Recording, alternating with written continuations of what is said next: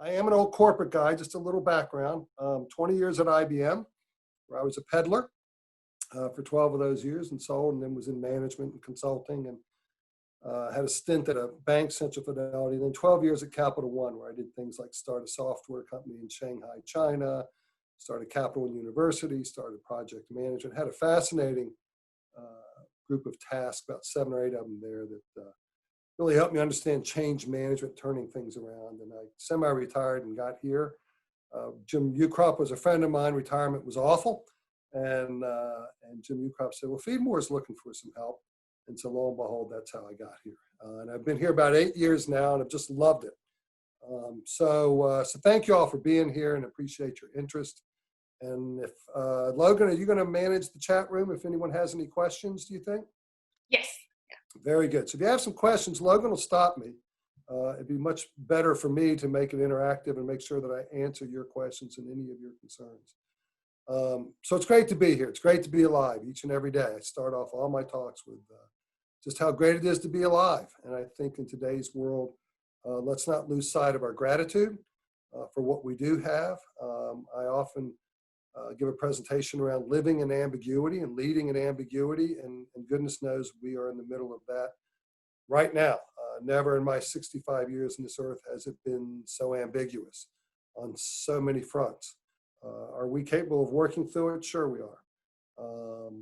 But it's going to take some work. And one slide aside, please vote, please vote, please vote.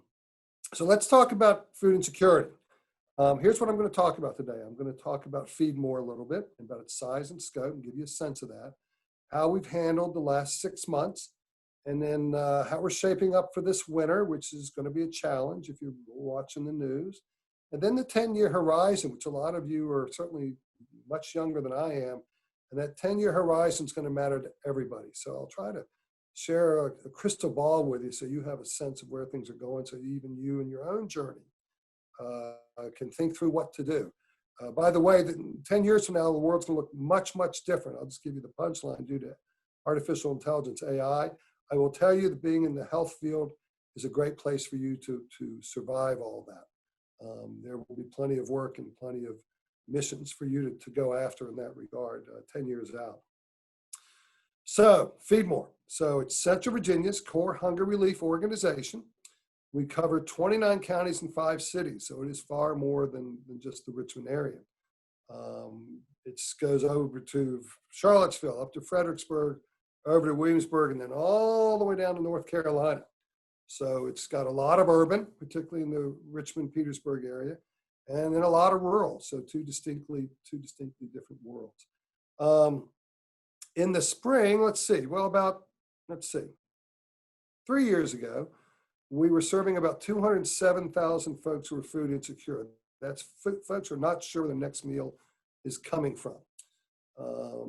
And that was in the spring of probably 18, I think, 207,000. And then all of a sudden in February of this year, we were down to 161,000.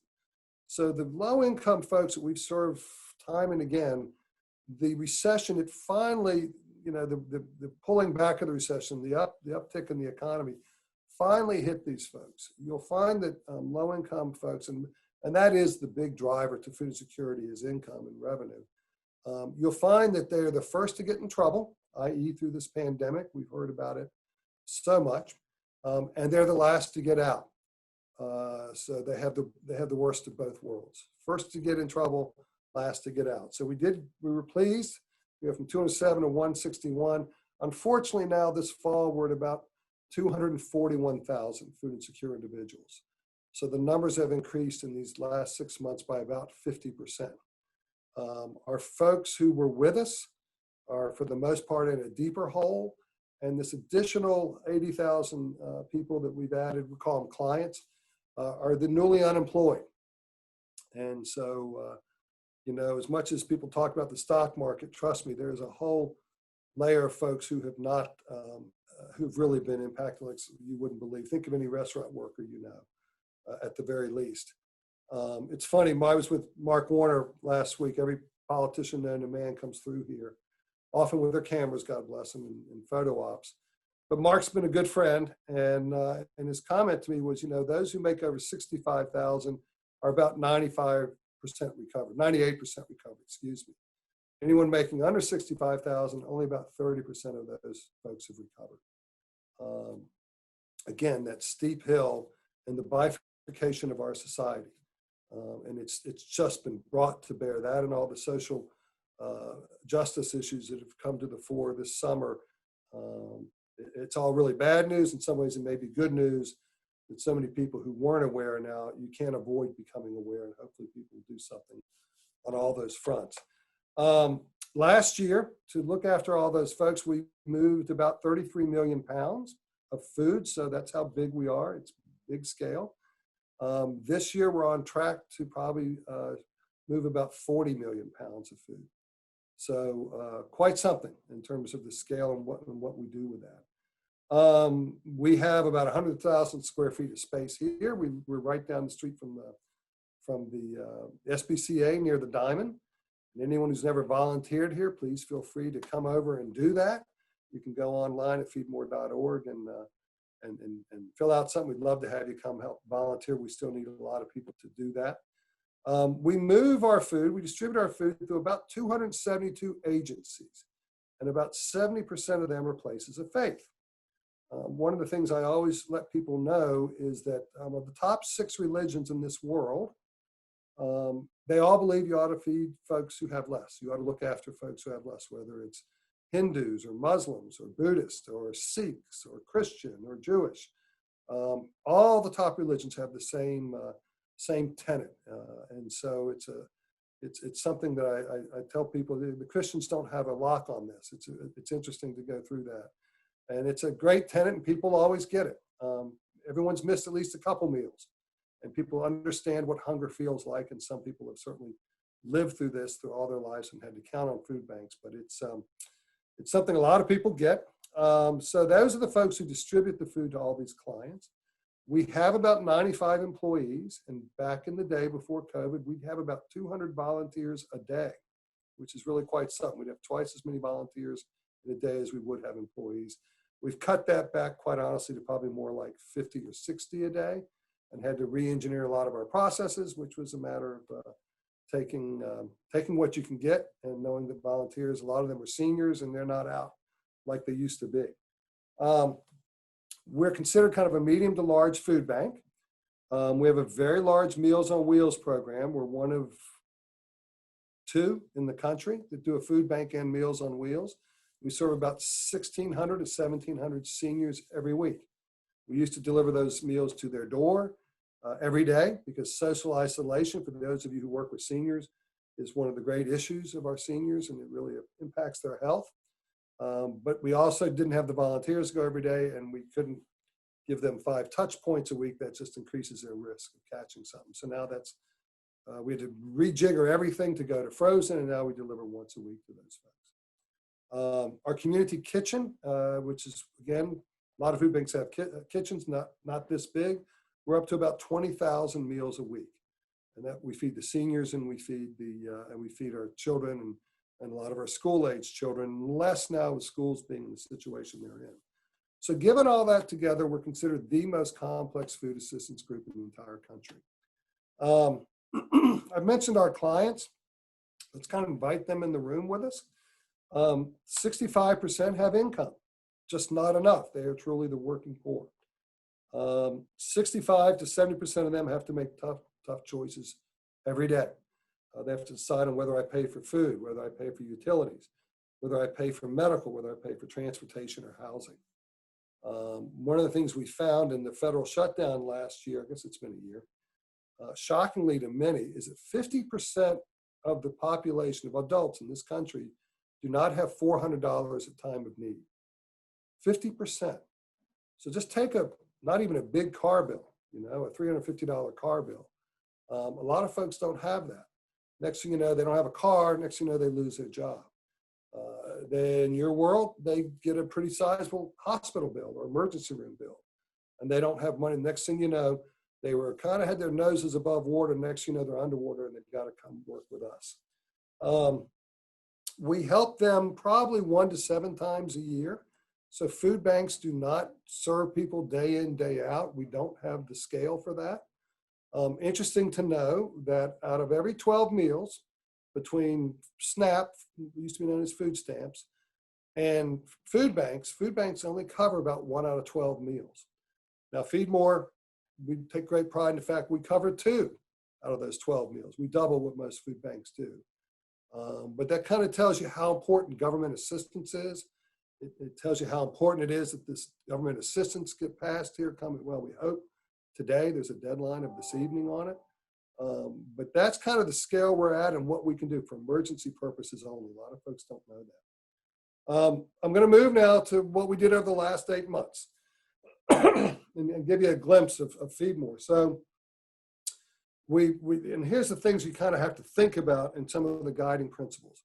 Look for the canaries in the coal mines, right, to kind of get a sense of where the need is and how big it is. We used our agency data. We used our number of calls to the front desk. We used to get 50 calls a week on where can I find food. And in the spring, we went up to 250. And unfortunately, last week, we passed that. We went up to 260. Given that it appears there's a third wave coming, I don't think people are being overly dramatic when they say it could be one of the darkest 3 months of America's history. These next 3 months when that third wave hits, and you guys in hospital systems will bear so much of the brunt of that. You've got to stay true to your core competencies. Under high stress and under emergencies, don't shy away from your core competencies and what you do well, and that's us distributing food in large quantities. People wanted us to distribute to a family here and a person here and this and that. We've got to do it at scale. Stick to your core competencies. Utilize the infrastructure you built. And we have these 272 agencies, and we got to utilize them. You saw a lot of lines of food cars in line with Houston and San Antonio and Pittsburgh. I don't really approve of the way they did that.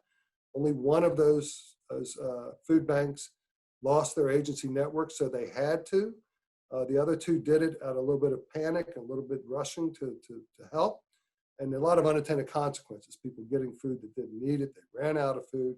So we believe strongly in sticking to the infrastructure that we built.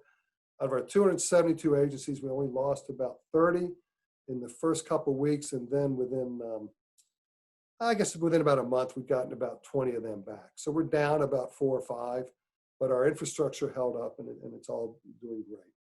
I talked about sticking the scale. And then the other piece that's really important in times like this is we allow no drama and no martyrdom.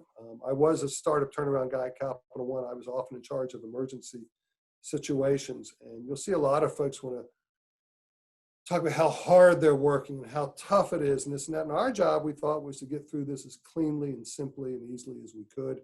And no one got any points for martyrdom or drama. Just professionalism and a mission in front of us.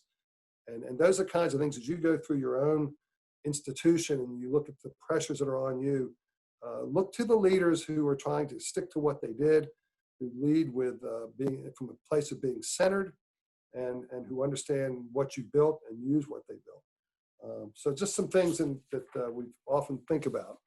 So how have we fared this year? So we did a bunch of scenario planning, and that kind of says what could happen. And then based on each scenario, you go through a mitigation strategy. So the strategies revolved around staff and volunteers and agencies and food sources. And how can we keep our staff safe? And how can we pay our essential staff hero bonuses, which we do.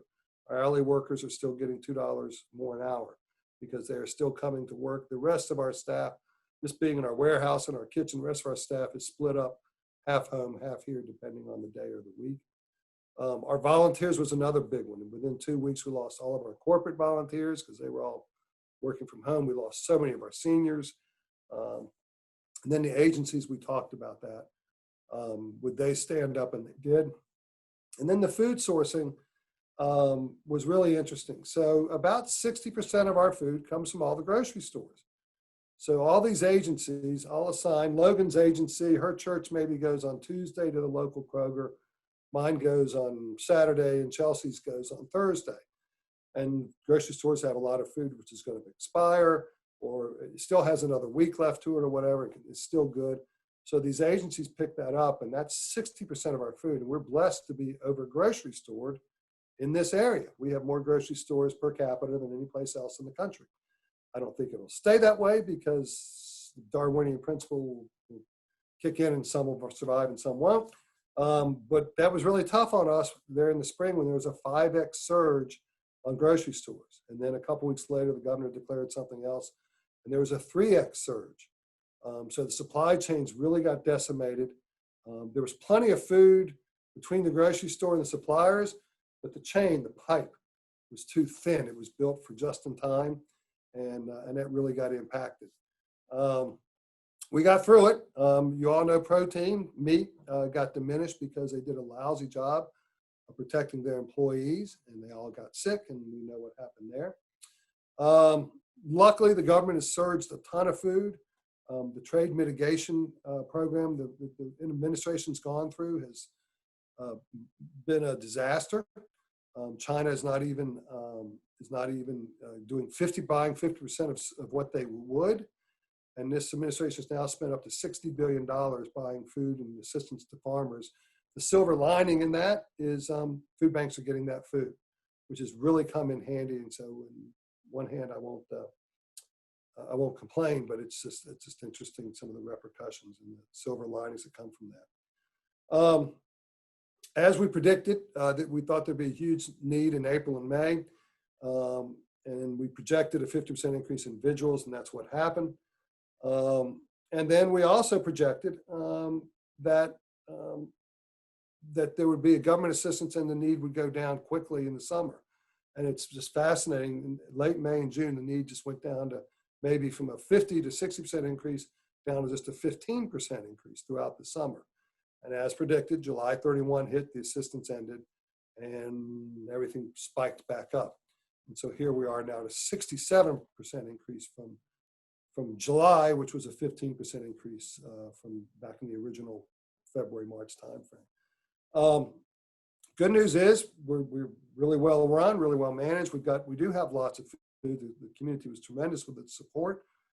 Food banks became the poster child of this, and so we have plenty of money, plenty of food to get through this. Not without a lot of work, but I feel very confident in our ability to support this community. So where are we now? So here's the drivers. It's the virus. It's government assistance. It's the food supply chain.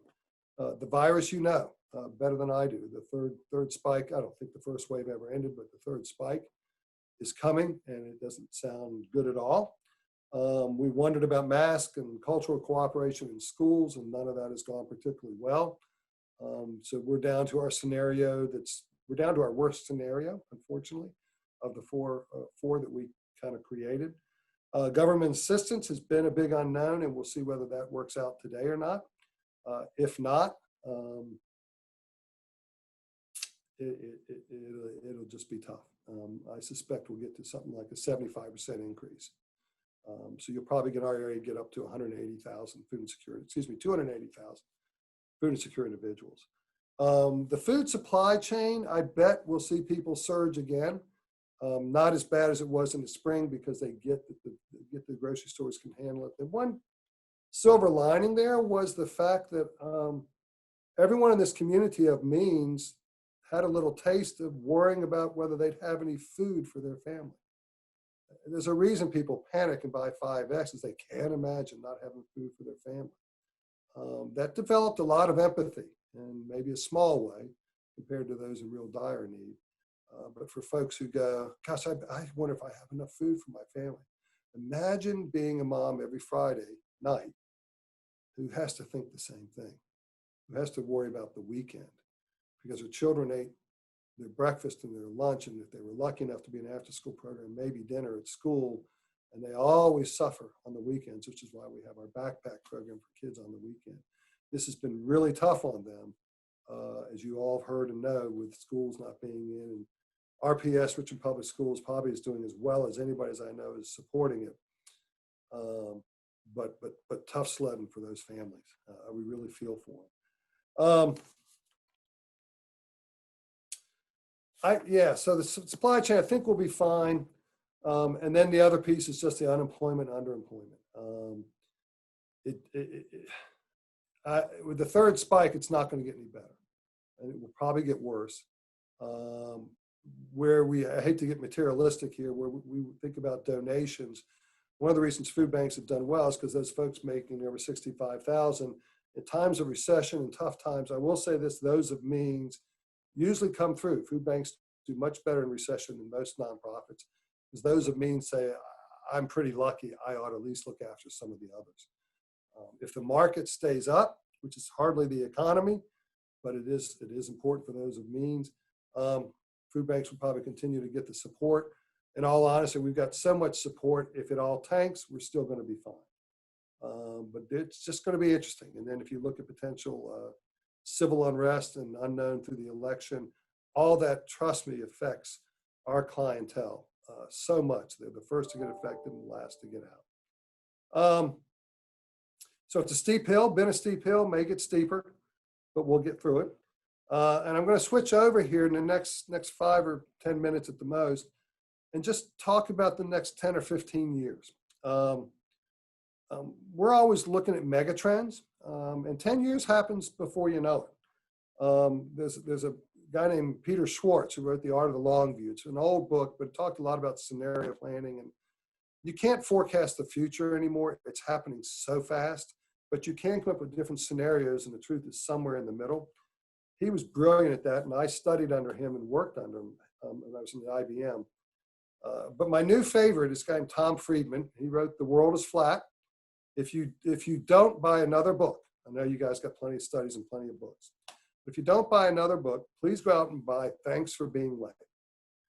And he talks a lot about the mega trends that are going to affect this world. The World is Flat was all about globalization, which came out to be very true. Globalization is done. You're not going to put that back in a bottle. Being an isolationist country is not going to work. It's already global. And then he talks a lot about AI, which I'm going to talk some more about. He talks a lot about weather and the environment. And then there's another piece, which I'll always forget. But it's just fascinating. It may scare you a little bit, but at least you can see the future and you can plan accordingly for it.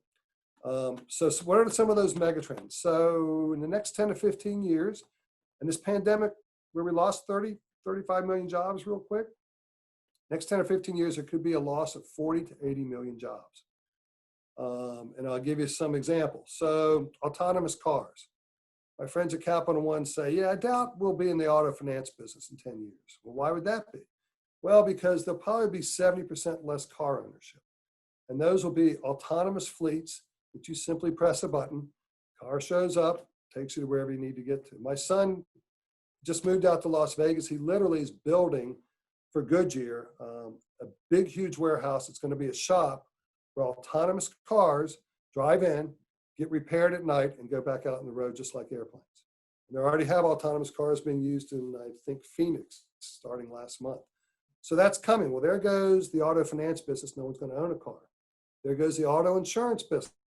Nobody needs to insure it. You'll get rider's insurance, not car insurance. Truck drivers, a big, huge employment in this country, autonomous trucks. Another one, warehouses will all be dark. Warehouse workers won't have a job. Amazon warehouses now are all robotic. A really big deal to us, and this is one of the big concerns we have to think about, is grocery stores are going to change drastically. All this has been accelerated by the pandemic. Because look at everyone, so many people getting food delivered to their door. Within 10 years, 50% of your groceries will be delivered to your door. It'll be mostly the middle of the grocery store, the canned soups, the pastas, the jar stuff, the dry goods. Grocery stores will be mostly probably for produce and meat. Well, that middle of the grocery store is where we get all of our product from. So food banks in 10 years from now, 60% of our product will dry up. So we've got to think of other things and other ways to go about getting our food. And we got a plan right now for all of that. Amazon may well own about 17,000 grocery stores. They've already bought Whole Foods, and they'll just keep expanding. Their big competition is Walmart, who's trying to catch up to them, but Walmart doesn't have that logistics and delivery piece. My dear friend Meg Ham, the president of Food Line down in North Carolina, said, I'm a grocery chain now, I'll be a distribution system in 10 years. So all that's happening. By the way, grocery stores employ 80 to 120 people. And Amazon thinks they can run a grocery store with 5 people, all due to AI. So this is, and you read it in the book, and a lot of consultants I use, and I'm part of Feeding America, say all this is happening and coming. So we worry about all that. The other thing you must know is weather. By the way, I'm also part of a group who just founded a hydroponic facility. You could call it a farm. It's going to be about an 8 or 10 acre farm, a $17 million facility. We just broke ground on that a few months ago. We're going to be loose leaf lettuce. It's the future of farming, and the reason people ask is because of weather. Weather is so destructive. As my friends in Canada who started a lot, well, it started in Europe, 75% of produce. It's hydroponic in Europe. Canada is not too far behind them. America's way far behind. In Canada, they get lots of mist over 3 days. As this guy said, you get all your rain in 30 minutes in Virginia, which is kind of true. Well, the crops need it, but it's very destructive. This product doesn't use pesticides. It doesn't go through all that. So that's kind of where the future of farming is heading. And this is all because of weather. And remember what weather is going to do to all the major cities in the world, which are all on the coast. I think it's 60% of the major cities are on coast. So these are the things. You ought to get the book. You ought to read it. You ought to be prepared for it. Like I said, you're in an industry that will stand the test of time through all this. But these are things we have to think about an awful lot. And I'll give you another example since we're talking about colleges. So a lot of colleges are pricing themselves out of the market. And Friedman talks a lot about this. 50% of kids don't finish college, and it's very expensive, and a lot end up in debt. So people will not be able to afford universities in the future. So a lot of this will be driven by businesses, and businesses will be the one funding students through their education, but they won't fund you through a 4-year education. They will probably fund you for certifications. It may be in your guys' case, being so technical, it may be a long certification. Will it be all the other trappings that go along with your degree, an English lit course or something else? We'll see. But it takes universities about 18 months sometimes to create a curriculum due to committees and everything else. Online universities can create a curriculum in 6 weeks to 3 months. That's where businesses are going to fund legitimate online universities. And this fact that we're doing so much online stuff now means that that's just going to accelerate it again. The pandemic accelerates all this.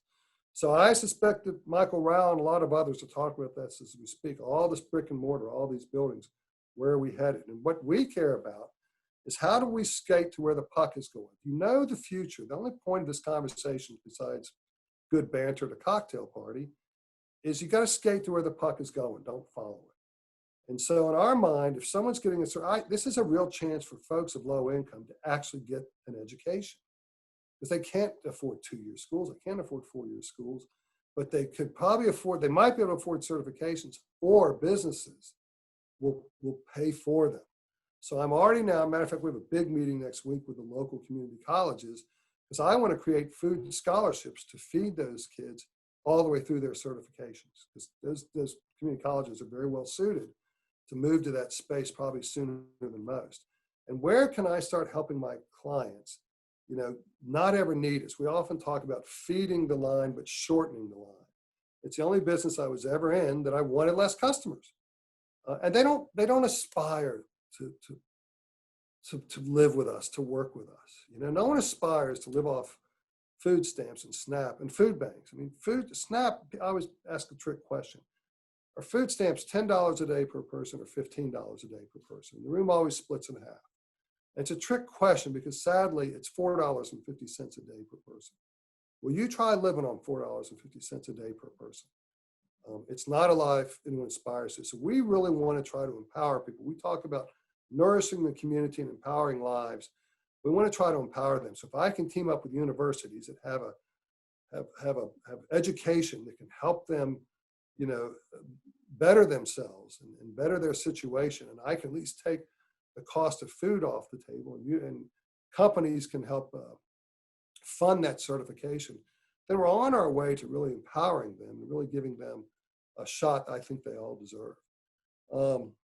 So I talk a lot about the future because it's right here in front of us. AI is coming so fast. This will probably, the way, it'll probably take a generation to work through. It may well take 10 to 20 years, and there's 40 to 80 million less jobs to work through. So things will be, I say, fascinating. In your guys' case, I'm 65. I won't care as much. A little bit scary, but if you see it coming, you can prepare for it. And I really would suggest go out and get the book. It's a fascinating read. Logan, I think that's probably enough. Talked about who we are. Talked about what we did going through all this. Talked about our clients. Talked about the future in a real thumbnail sketch, a way to look at it. I would just say that one of the things I've noticed and one of the things I've seen throughout the last 8 months that I've come to realize, I knew this already intuitively, but the most resilient thing on this earth, is the human spirit. And you'll see it time and time again. I see it in my clients, knocked down, getting up and knocked down again. This new tier of folks, this new 80,000 group of folks, the newly unemployed. Yeah, I'm sure they cried in their beer for a week or two or three, but they pick themselves up and they get going. That's who we are as human beings with our human spirit. So it's encouraging. I'm encouraged that a lot of this country is getting their eyes wide open to what my clients have lived through, gone through, go through every day. That's encouraging. Whether they do something about it or not is to be seen. But I have a lot to be thankful for and a lot to be encouraged by, and we shall see. And I think we all count on you guys, you young folks, particularly in this field you're in. We need you more than ever. We will continue to need you, and thank you for what you're doing. So, don't know if there's any questions or not, Logan, but happy to field anything. Oh, Doug, thank you so much. That was very eye-opening and inspiring. If anyone has questions, please put them in the chat and we'll relay them. I found the numbers you shared in the beginning just so impactful, the way that how much they've changed in the last couple of years and since COVID. And I was wondering, what other health-related social needs are you seeing? Well, so what Logan and I play with a lot is the social determinants of health. And certainly food is a part of that. What is a little discouraging is I happen to live in Westover Hills, a little home in Westover Hills that my partner and I just got a year ago. We decided it was good to be, she wanted less space, let's put it that way, as did I. It's a wonderful little neighborhood. But what's so sad is that if you go from that neighborhood, I want to say the average lifespan is 83. And if you go to Gilpin Court, which is about 4 miles as the crow flies, it's 68. Simply by the zip code you're born in, there's a 15-year life expectancy difference. I mean, that is so sobering. Again, talks to the bifurcation of society. And what's also sobering within that number of social determinants of health, that your health, only 20% of your health is determined by your health care. So it is things like diet. It is things like habits. I mean, my Lord, in Gilpin Court and some of the different parts of the East End, part of the reason that the lifespan is less is due to violence. These numbers cannot be avoided. It's time to quit avoiding. There's got to be systemic change. There's got to be ways for folks to work through this. And so, we're doing what we can with whether it's transportation and the Project Logan and I work on transportation or some food boxes there at the hospital for people to leave with, and then a line of sight to where they can keep getting food throughout their recovery. These types of things all have to be looked at, and the social determinants particularly. All these add up, and whether it's transportation or housing. I mean, poor housing. We have a huge asthma percentage in this town, far higher than the national average. A lot of things have to be addressed. FeedMore is a fantastic partner to VCU and the VCU health system. For example, through the on-site food distribution that has been piloted at the hospital. Can you describe any other successful or promising community partnerships that FeedMore is part of? Yeah. Well, with you guys too, at some of the senior centers, I wonder if we're still doing that. Sorry, sometimes I'm not up to date. what was really cool was you guys would unleash your nursing students on some of the senior centers and towers in the city, and we would bring congregate meals. And so all the seniors would come down from their apartments and eat the congregate meal. One, it helps with social isolation, and then your nursing students would take them through some of their health management. So that was a great partnership. I wonder if with COVID it's still going on. Oh my goodness, we're doing a lot with Hispanic community right now. These folks have really been affected by this. If you look at low-income workers, they're often on the front lines. They don't have the luxury of working from home. The Hispanic community particularly has been affected in that regard. They, as a group, generally speaking, don't use government assistance for different reasons as much as others. They've often tried to rely on their own community and their family units. That's been somewhat impossible. So that, and they're not always out there. So we have had to go find them. We're working with Diversity RVA, which is an LGBTQ organization that has, we are doing food lines for them, kind of very targeted marketing for the Hispanic population to come, and that's been a great partnership. We want to use the food box. Actually, you guys were the pilot. We want to use the food box situation for other hospitals. We may well go down to your sister unit down in South Hill, and our satellite office, excuse me, is right across the street. So we'll probably do one there. We work with the Y. We work with the Boys and Girls Clubs. It goes on. It goes on. We try to do all we can. Food's a great convener, so we can get the food and it convenes people. What can other people do with it? We do a lot of after-school feeding, not so much right now, but that'll come back. So lots of different partnerships, but the VCU one is one we particularly like. We were working with insurance companies actually when we did our Meals on Wheels, and they were employing us to deliver meals to some of the folks who left hospitals. And we deliver a meal, and we would do kind of a wellness check. And that's a pilot we were doing until COVID hit. Because the idea of insurance companies, if you can keep people out of the hospital or returning less, that helps the bottom line of the insurance companies. So we look forward from the Meals on Wheels point of view. If you're not working with insurance companies, you're going to kind of be in trouble. Because they've got to find a way to holistically look after their seniors' needs. And that's something we'll pick up again too. So there's a long list, Logan. It's a great question. And thank you for your knowledge of what we do. I must do a compliment real quick on North 5. We've asked them to do more screening, to do the questions we ask. And as any of you have done the rounds or any of you in nursing, you know how much is asked of you. I mean, I was so amazed. Every time someone leaves a bed, you've got someone coming by. There's no breathing room for nursing. The onslaught of by the way, onslaught of ill health that the nurses deal with every day. You are special people, and the stamina and the spirit it takes to do that was, sometimes you've got to go see it, and I was amazed. But what's so interesting, the reason I know our pilot is working and will work is the nurses adopt it. They go, this is right. This is what we want to do. We know that everything we do doesn't always solve everything for these folks. And what the other things that have to happen for them, we can't solve. But through the navigation and through some of your social workers, and then this idea of giving food to them, they were all in on not just doing their job and getting them out and going, well, that's into that. These nurses care so much about systemic change and about actually affecting these people's lives. And I think they were so enthused to see what we did. They so much wanted to be a part of it. And that's the reason this is going to be effective and going to be, God bless the team and all of us who put all this together. It's that group of nurses and those docs and all the staff surrounding them that are the ones who get all the credit and are the critical success factor for moving this thing forward. So just kudos to them and to your whole system. It's quite a testament.